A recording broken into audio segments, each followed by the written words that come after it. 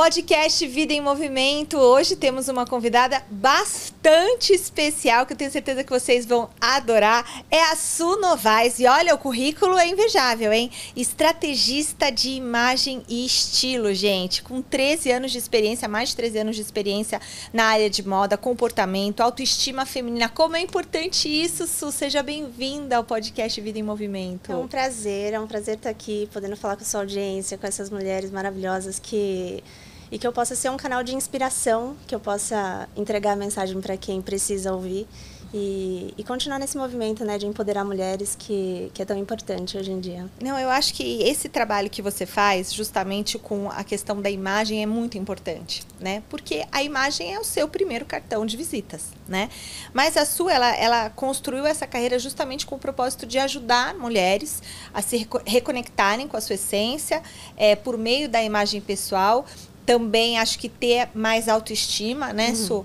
E eu queria que você me contasse um pouquinho do começo. Você começou fazendo etiqueta social no Senac, foi isso? Isso, foi isso. Eu tinha 16 anos. Foi quando eu já estava ali me apaixonando por esse ramo da moda de alguma forma. Eu lembro que uma amiga e a gente falava sobre fazer moda. E aí eu fui fazer esse curso de etiqueta social no Senac e foi lá que, assim, a minha paixão por moda, ela realmente aflorou. Porque nos corredores tem todos aqueles manequins montados, né? E aí meus olhos brilhavam e eu falava, cara, é isso que eu vou fazer. E de lá pra cá, antes até mesmo de terminar o colegial, eu já tinha feito produção de moda, personal stylist. Eu comecei a fazer cursos livres onde me levassem para essa área. Mas aí algumas coisas mudaram no meio do caminho, acho que eu não vou antecipar, mas assim... Eu sempre fui apaixonada por essa área da moda e da imagem, mas chegou um momento onde eu senti falta de algo a mais. Então, eu fui buscar a parte... Hoje, quando eu falo do que eu trabalho, eu sempre falo que eu trabalho mente, imagem e comportamento. Por quê? Porque a imagem por si só, ela me trazia uma satisfação, mas eu sentia que a mudança ela não era efetiva. Então, eu comecei a buscar lugares onde eu conseguia trabalhar, onde antecede essa imagem. Porque o parecer... é a parte mais fácil, né? Sim.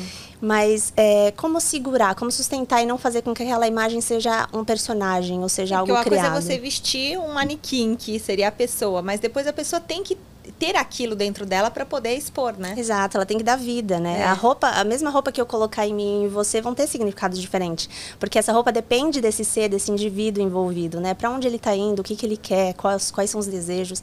Então, eu comecei a me aprofundar mais nessa parte comportamental, de mentalidade, né? Hoje eu sou especialista em autoestima, uma das 600 especialistas que tem pelo mundo, através dos 6 pilares da Bruna. E é incrível. E hoje eu falo que eu faço esse alinhamento entre o ser e o parecer de uma forma onde a mudança ela é efetiva, ela acontece de fato. Então me fala um pouco mais da autoestima, de você ser uma das 600 mulheres aí que trabalham com essa parte e do ser e parecer. Eu trabalhei, né, lá eu fiz, antes de terminar o colégio, acabei fazendo esses cursos livres. Depois que eu saí da escola, fui fazer a faculdade de moda. Eu já sabia que eu não ia para a área de criação, de ser estilista, nada nessa Foi aí área. que você foi para Nova York também ou não? Não, ainda não. Tá. E aí eu comecei, em 2013, eu fiz a minha primeira formação em consultoria de imagem com a Ilana Barenhol, que foi maravilhoso. Eu super me identifiquei com a profissão, né? Era dentro da área de moda, eu usava a moda e as roupas como ferramenta do meu trabalho, mas não acabava por ali, né? Eu entendia quem era aquele ser, como ele ia se vestir, como ele ia se mostrar para o mundo. E começou a fazer muito sentido, eu comecei a fazer uns atendimentos, comecei a fazer uns trabalhos, isso, né, lá em 2013. Mas eu comecei a perceber que faltava alguma coisa, né? Porque eu não queria que fosse essa parte mais superficial que tanta gente pensa, né?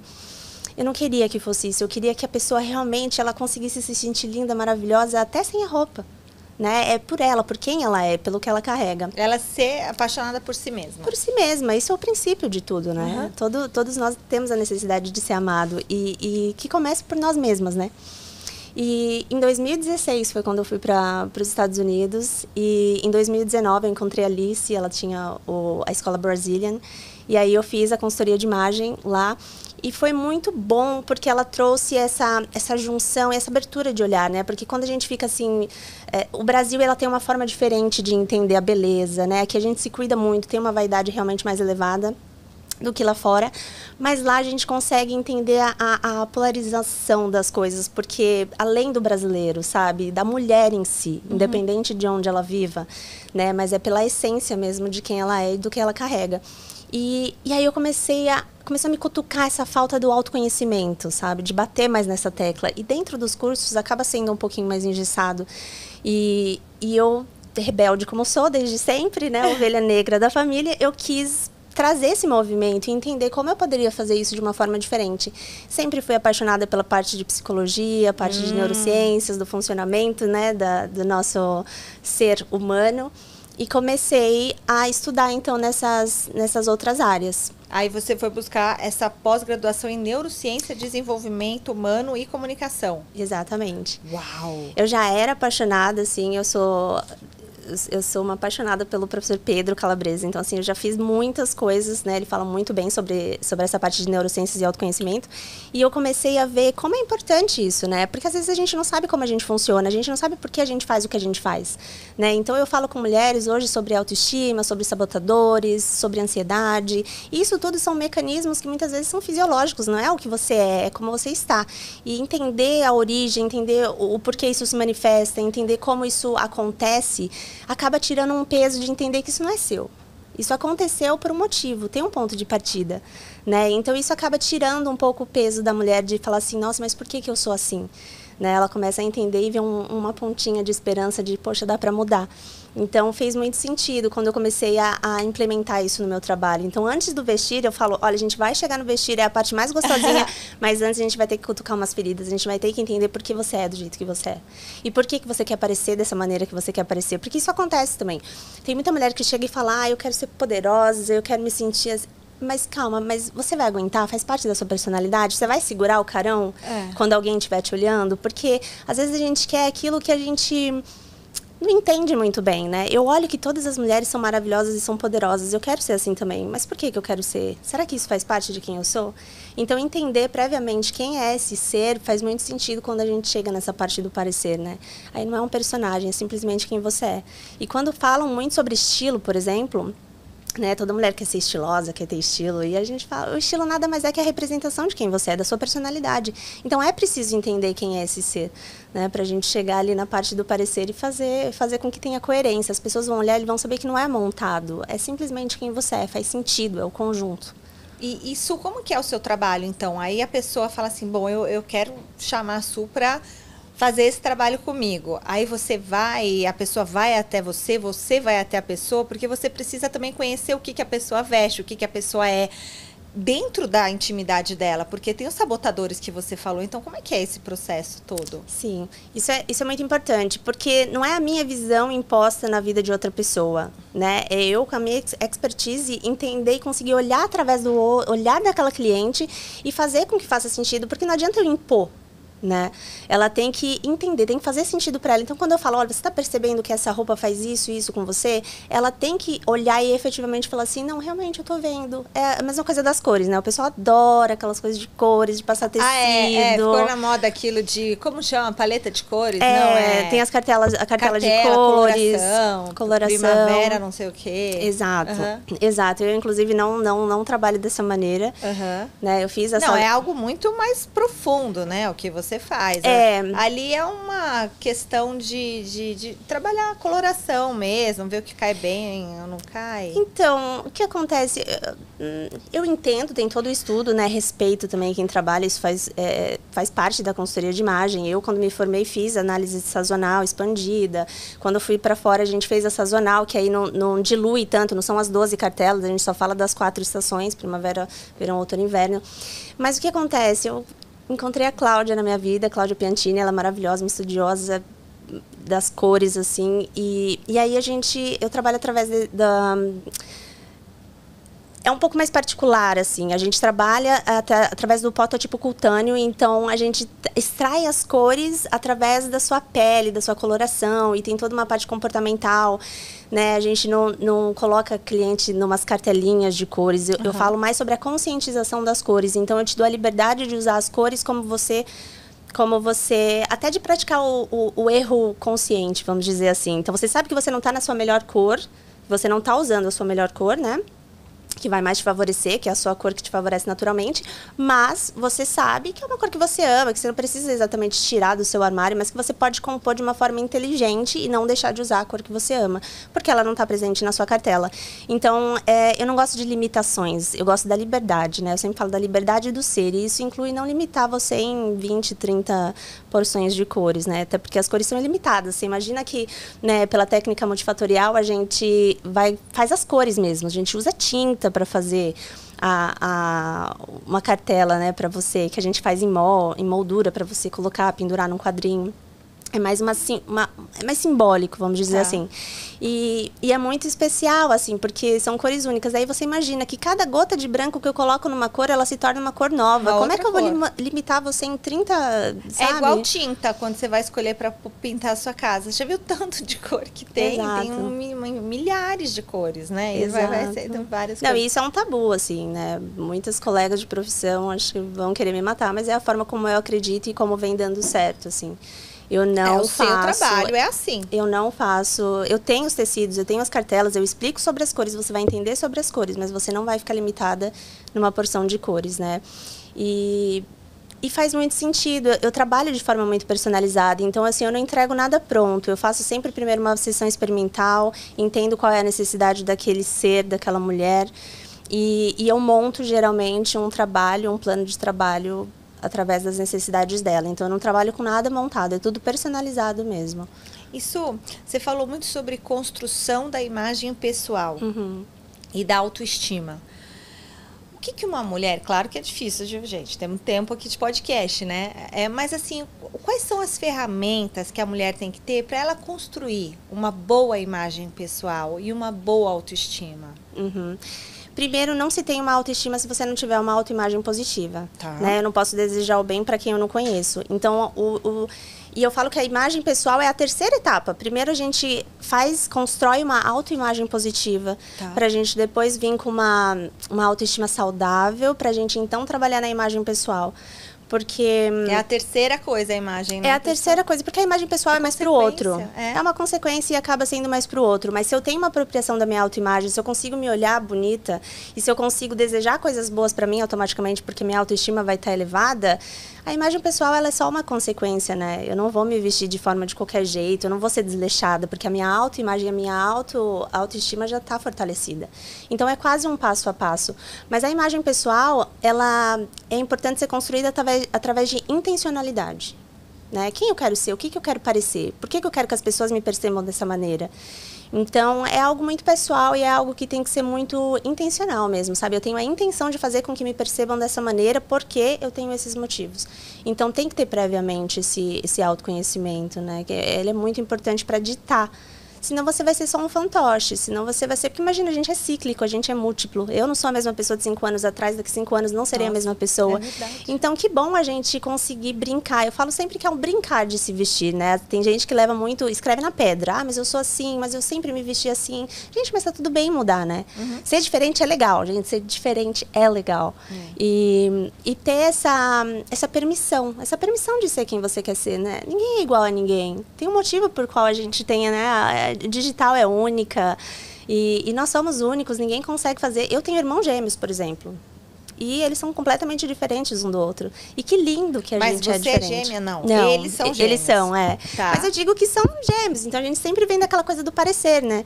Mas assim, são totalmente diferentes, né? A gente significa a vida de maneira diferente. A gente tem uma lente que só a gente enxerga com esse olhar. Então é importante a gente respeitar isso, né? Mas tem uma coisa muito louca que quando a gente fala sobre imagem, sobre a construção da nossa imagem, do nosso eu, o que acontece? A gente está aqui, mas assim, eu não estou me vendo. Né? Eu olho para baixo, vejo partes de mim, mas eu não estou me vendo. Então, acaba que a nossa imagem ela é sempre mais do outro. né? E quando a gente acaba buscando referências e tendo toda essa busca por algo, a gente está sempre no outro, porque a nossa lente está aqui. Então, o que eu vou gostar? Eu vou gostar do seu cabelo, eu vou gostar daquela pele, eu vou gostar da... Né? Então, você está se vendo no outro. A gente acaba projetando isso, né? Por quê? Porque a gente tem essa falta de conhecimento e essa falta de intimidade com quem a gente é. Quando eu falo com as minhas clientes, eu falo, olha, o seu melhor amigo vai ser seu espelho, porque você vai ter que começar a criar essa ideia de que você é uma pessoa que existe, que é linda, que tem o cabelo assim, que tem uma pinta aqui, que tem uma... Né? E começar a se colocar nesse ambiente, nessa roda de pessoas que também é uma opção, né? Então, eu também posso ser a minha inspiração. Eu também posso ser a projeção de quem eu ainda quero ser. Porque um dia, talvez, eu já fui melhor do que hoje em algumas coisas, né? Por exemplo, eu já fui muito pra academia. Eu já fui, assim, aquela pessoa que eu ia todos os dias. Hoje, eu já não sou mais. Então, a minha maior inspiração é voltar a ser aquela pessoa que tinha aquela paixão por ir todos os dias. E tá tudo bem. Não que você não possa ter inspiração no outro, mas você tem que entender que é limitado, né? Você conhece um fragmento, uma parcelinha pequena do outro, né? Um recorte. Um recorte. Então, assim, você sabe tudo sobre você. Inclusive, mais do que a sua própria mãe, mais do que as pessoas que você acredita que te conhecem na palma da mão, porque ninguém estava lá no choro no banheiro, ninguém estava lá nas noites de estudo, ninguém estava lá, só você tem a apropriação de saber, assim, tudo que você galgou para chegar onde você está. Então, assim, não deixa que ninguém coloque o valor que você tem, se não você. Porque é muito injusto, né? É muito injusto quando você não se dá esse valor, quando você não reconhece todas as experiências que você passou na vida e entrega a caneta na mão do outro, para que ele possa escrever o capítulo da sua vida, né? Todo dia eu falo, isso foi o... Ai, não sei nem se eu posso falar, gente. Porque eu escrevi o capítulo de um livro agora que se chama Mulheres que se Amam, na edição volume 4. Vai ter a inauguração na Bienal do Rio, vai ser incrível. E a gente teve que colocar essa frase de impacto. E eu falei exatamente isso, que é o que eu costumo falar para todas as clientes. Você acorda todos os dias com um papel e uma caneta na mão. Né? Não decida colocar a caneta na mão do outro. Se apropria da sua história e comece a escrever ela da maneira que você acredita que você pode. Escreve do seu jeito a sua história. Escreve do seu jeito, só você sabe, né? É isso aí. E quando a gente fala de autoimagem, quando a gente fala de autoconfiança, você também citou os sabotadores, né? Quais são os sabotadores que você mais identifica nas pessoas? Olha, as mulheres, elas têm vontade de vestir coisas que elas têm medo, de parecer ridículas, né? Ou às vezes elas querem coisas que muito não pertencem a ela, né? Às vezes elas têm ideias. Eu falo muito com mulheres que são líderes.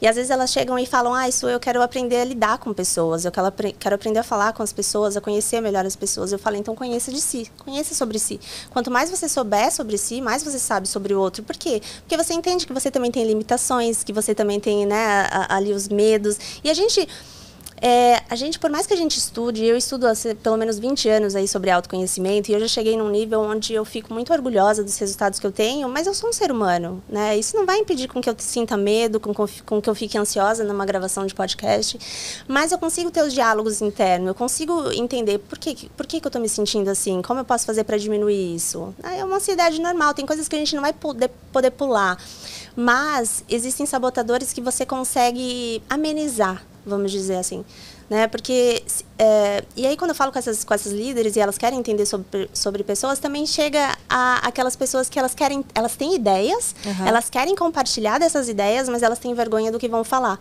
porque o foco está sempre no outro. Enquanto você deixar o outro ser maior do que você, ele vai te engolir. Você tem que se fortalecer para que o outro seja só o outro e ele pertence ao lugar que o cabe. Né? Então, você tendo fortalecido, você consegue fazer a triagem do que vai chegar, do que você vai permitir penetrar. E esses sabotadores, eles acontecem muito porque a gente faz isso com a gente mesmo, né? A gente é cruel com a gente mesmo. A gente é muito cruel. A gente se julga, a gente é muito. Né? Principalmente as mulheres, né? Eu acho que a mulher se cobra muito. Às vezes eu olho fotos minhas, assim, com 17 anos e eu querendo emagrecer. E eu era tão magra. E hoje eu olho e falo, gente, mas eu era tão magra. Como que eu queria emagrecer mais? Tipo, não dava. Tipo, 20 quilos a menos que eu tenho hoje, quase 20 quilos a menos. Então, assim, é um negócio absurdo. E eu não estava satisfeita. E a gente nunca está satisfeita. A sensação que eu tenho é que a gente nunca está satisfeita com a gente. Porque a gente não faz esse acolhimento, né? O olhar da gente está sempre sobre o outro. E é algo inatingível, né? Como é que eu sempre desejo ser algo que eu nunca vou chegar a ser? Mas você acha que com o Instagram, com rede social, isso tem piorado ou isso tem melhorado? Porque a gente acaba, às vezes, olhando coisas, vendo uma realidade que é um recorte no outro. Ainda mais com filtro, né? Hoje em dia tem o filtro e tal. Como que você faz essa conexão? Olha, eu acredito que tudo é uma dualidade, né? Assim como ele é bom, né? Porque traz mais informações, a gente consegue alcançar pessoas. Eu tenho cliente, por exemplo, em Londres, nos Estados Unidos. Então, são lugares onde o social, as mídias sociais me permitem chegar. Mas eu acredito que tem, sim, esse lado perigoso, né? Onde a gente está o tempo todo se comparando, onde existe filtro, onde existem mulheres que são lindas, e todas nós somos. A gente coloca uma maquiagem, a gente coloca uma autoestima bem colocada, bem posicionada, e a gente sempre fica linda. Mas o problema é a forma como a gente decide enxergar isso, né? Então, a gente sempre acha que o outro é o melhor, que o outro é o melhor, que o outro tem o que a gente não tem, né? Que ele tem a sorte que a gente não teve. Mas ninguém conhece as histórias por trás. E é isso, a gente é iludido, né? Achando que a gente conhece a pessoa só pelo fragmento que a gente vê ali, né? Sendo que todo mundo é ser humano, todo mundo tem suas dores, todo mundo tem suas limitações. Todo mundo vai no banheiro. Todo mundo vai no banheiro, exatamente. Você sempre pense nisso, gente. Como que foi a sua experiência de estudar, de atuar em consultoria de imagem em Nova York? E a diferença que você percebe aqui no Brasil para o mercado norte-americano, internacional? Tá, foi muito bom porque me abriu esse olhar mesmo, né? Aqui as pessoas são mais vaidosas, aqui as mulheres elas acabam se punindo de uma forma mais intensa, né? De tenho que ser. E lá as mulheres elas são bem mais tranquilas, né? O acesso também a produtos e, enfim, maquiagens e coisas são bem mais, tem mais lá, bem mais fáceis. Então não é um deslumbre que talvez a gente veja aqui. Né? Não tem aquela coisa relacionada a status. Lá qualquer pessoa pode ter um batom da MAC, né? Então, aqui é caro, né? Aqui é caro. Então, acaba entrando um pouco no alto valor, né? Se aquela pessoa ela pode ter coisas que eu não posso ter, automaticamente ela tem um valor maior do que o meu. Né? E lá não tem muito isso, então acaba que tem um pouco dessa diferença. Tem a diferença também que eles não são tão vaidosos, então eles não se preocupam, vão de moletom, vão do jeito que estão mesmo. De pijama, às vezes, pijama, gente. Buscar pijama filho no mercado, né? Também. Exato, isso é real, isso é muito real. Então, foi bom ter esse olhar, entender que existem essas diferenças e essas possibilidades. Isso me trouxe um know-how, me trouxe uma experiência muito boa na hora de lidar mesmo com as mulheres daqui, mostrar que existem outros caminhos. E a formação, ela acaba tendo um peso muito grande quando você volta, né? As pessoas adoram quando você fala Nova York. Nossa, você fala que você formou fora, que você fala inglês ou qualquer coisa assim.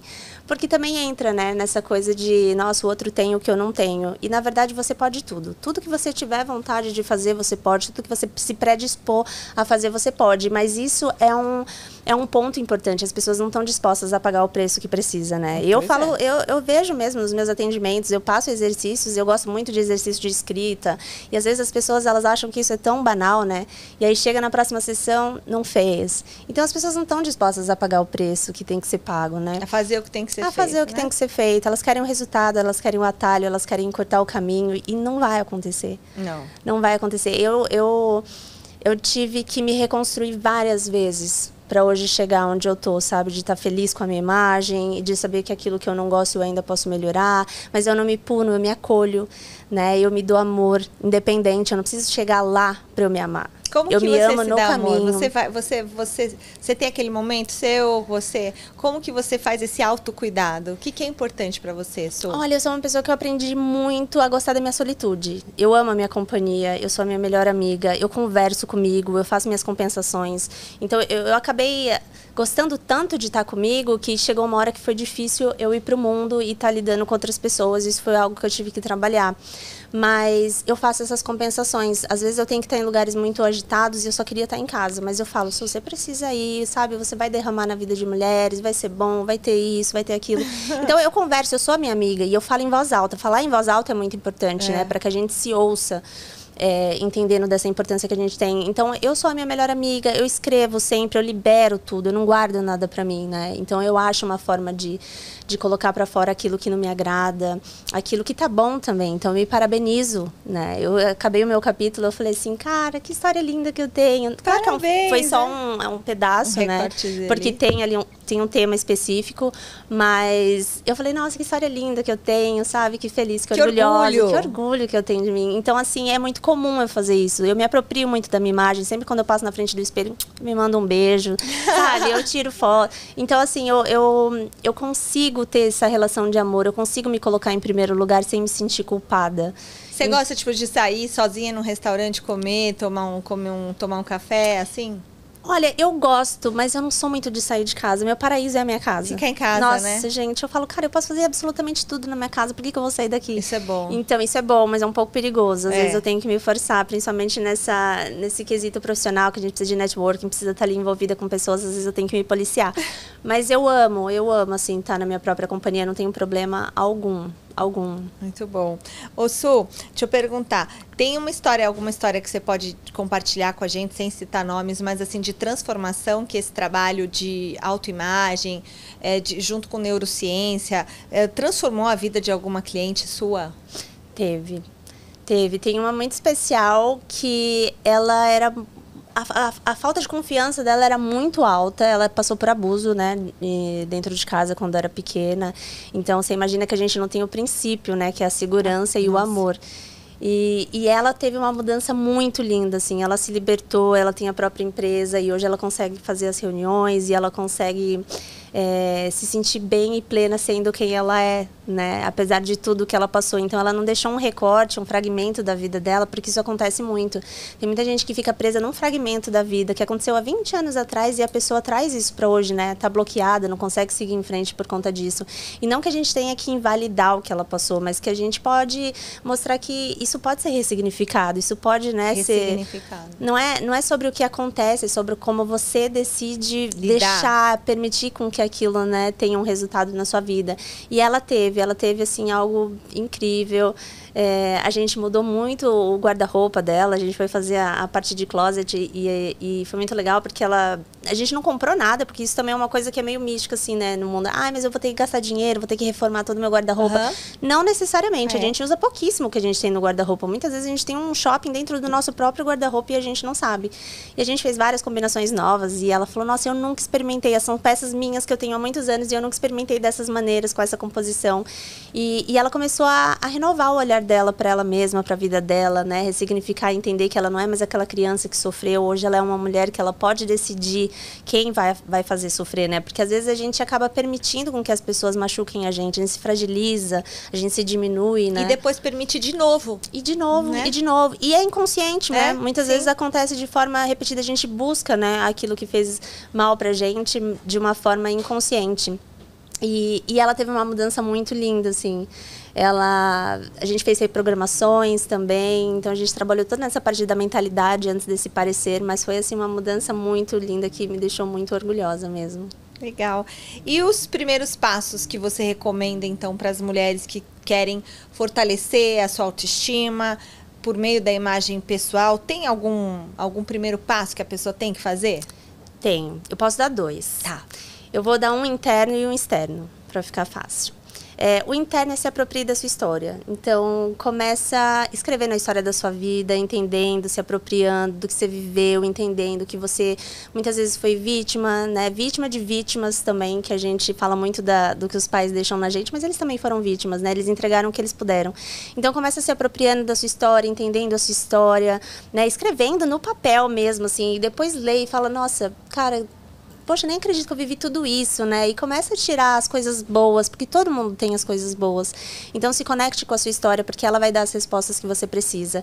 Agora, relacionado ao externo, tem uma atividade que eu faço que é muito legal, que é o teste de congruência. Isso é muito legal para começar entendendo como você é vista pelas pessoas e como você se vê. Então, primeiro você coloca uma listinha de como você se vê. Quando eu penso na Su, como que ela é? Pode ser físico, pode ser de personalidade e tudo. Depois você escolhe pelo menos umas 3 pessoas próximas a você. É bom que sejam de círculos diferentes. Então, se você pegou alguém do trabalho, pega alguém da família, enfim. E aí você peça para essa pessoa fazer a mesma coisa. Então, ela vai falar, olha, quando você pensa na Su, o que vem na sua cabeça? E aí, com o resultado dessas 3 listinhas que você recebeu, mais com a sua, você vai fazer uma comparação. O que estão vendo que eu já enxergo? Ou o que estão vendo em mim que eu ainda não enxerguei? Então, é um teste de congruência de imagem que é muito legal. É um teste, uma ferramenta que veio do meu curso de psicologia da autoimagem, que eu também sou formada. E faz muito resultado, assim. E é legal que as pessoas vêm com muitas surpresas, né? Elas, nossa, olha, eu tô buscando ser confiante, mas a minha vizinha falou que ela me vê tão forte. Então é muito legal, sempre traz, assim, surpresas. Muito é bem bom. gostoso. A gente tem visto cada vez mais mulheres em cargos de liderança, mulheres tendo espaço no mercado de trabalho. Tem alguma forma que uma líder uma CEO, né, deve se vestir ou não deve se vestir? Algo que deve fazer ou não deve fazer, inclusive em termos de etiqueta? Uhum.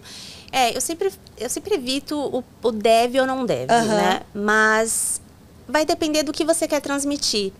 Eu faço um trabalho com uma advogada, por exemplo, onde ela não é zero daquela pessoa, sabe, do terno, do blazer. E a gente sabe que são... Porque o que a gente trabalha? A gente trabalha com figuras, né? A gente trabalha com figuras. Então, a gente sabe que o reto, né? Se você está numa estrada, uma estrada reta te dá muito mais segurança do que uma estrada cheia de curvas. Então, automaticamente, nosso cérebro entende isso. Por isso, blazer e formas muito retas, elas são sempre questão de autoridade, de poder, né? De pessoa firme. Mas aí eu trabalho com uma pessoa dessa, que ela é advogada, mas ela não é assim, ela tem uma essência diferente, né? Como que eu trabalho? É possível? É possível, né? Porque a roupa por si só, ela não diz quem você é. Precisa de um movimento, precisa de um comportamento, né? Então tem toda uma parte de postura. Não casa. Não casa, né? Tem toda uma parte de postura, de comunicação, que pode ser trabalhado antes, que pode anteceder mesmo essa parte da vestimenta. Mas eu diria, entenda o que você quer passar, entenda como você quer ser vista. Você quer ser essa pessoa de extremo poder? Aí tudo bem, né? Então você vai intencionalmente trabalhar com elementos de design que vão te trazer isso, né? E usar as roupas como ferramenta. Mas se você quer uma pessoa que você é uma líder, mas você quer aproximação com os liderados, você quer estar ali com o seu time, né? Se colocar disposta a ouvi-los. Então você pode usar, né, elementos de design que a gente fala que são mais curvilíneos, né? São de repente mais ondas no cabelo do que um cabelo tão estreito. Em vez de usar blazer com uma estrutura mais rígida, você pode usar peças mais maleáveis. Usa um blazer com tênis, por exemplo? Sim, pode ser, mas sempre procurar buscar qualidade. Isso é muito importante, né? O tecido, qualidade, caimento, modelagem, costura, né? Sempre se atentar mesmo para não ficar aquele tecido meio, né, que você compra em qualquer lugar, em qualquer bancada. Não que tenha problema, que eu sou super consumidora de brechó, eu amo peças baratinhas, não tenho problema com isso. Mas ter o olhar clínico para aquilo, né? Experimentar é muito importante. Tem pessoas que só compram, levam para casa. Tem que experimentar, experimentar é muito importante. Mas ter essa ideia de como eu quero ser vista. Como eu quero ser vista, né? Porque não é porque você é CEO, presidente, que você tem que ser aquela pessoa super empoderada. De repente, você é CEO de uma startup, por exemplo. Então, você não precisa. Então, entender que tem uma adequação dos lugares. Quando a gente fala de dress code, não é o que você tem ou não tem, mas é um código de vestimenta que vai te ajudar a ser melhor visto dentro da tua área de trabalho, né? Então, essa seria minha dica. Agora, os seus próximos projetos dentro da área de consultoria de imagem, desenvolvimento, de neurociência, como é que tá agora o futuro? Então, eu tô no meio de um desafio que eu tô fazendo. Eu criei um desafio no WhatsApp que chama 21 Dias de Amor por Você. Tá sendo muito legal, a gente tá na metade do caminho. A minha ideia agora, eu tô com projetos de palestra, né? De palestrar, de falar com um maior número de mulheres, para que essa mensagem possa chegar, né? E as mulheres, elas consigam ter mais essa liberdade de ser quem são, de gostar de ser quem é. E eu tenho, né? Eu faço projeto 1 a 1 também, faço muita mentoria e empoderando mulheres e mostrando para elas a real beleza que já existe, já está lá, só precisa acessar. Quem quiser encontrar a Su, como que faz? Através do Instagram? Instagram, TikTok, todas as redes, @ClosetBySu. E estou iniciando agora o YouTube também, Closet by Su. Vão ter vídeos toda semana e eu espero vocês lá para se abastecerem sempre de motivações e de esperança, né? Para se apropriar de quem você é e saber que você também tem vez, você também tem voz e você também é merecedora de alcançar lugares que ainda não alcançou. Ela arrasa e transforma a sua vida aqui no podcast Vida em Movimento do Grupo São Cristóvão Saúde. Su Novaes, estrategista de imagem, muito obrigada pela sua participação aqui. Olha, deu vários insights, vários toques, hein? Agora é a sua vez de se conhecer para poder transmitir o que você quer. Exatamente. Né? Obrigada, viu, Su? Foi uma delícia, eu que agradeço. A gente se encontra no próximo episódio.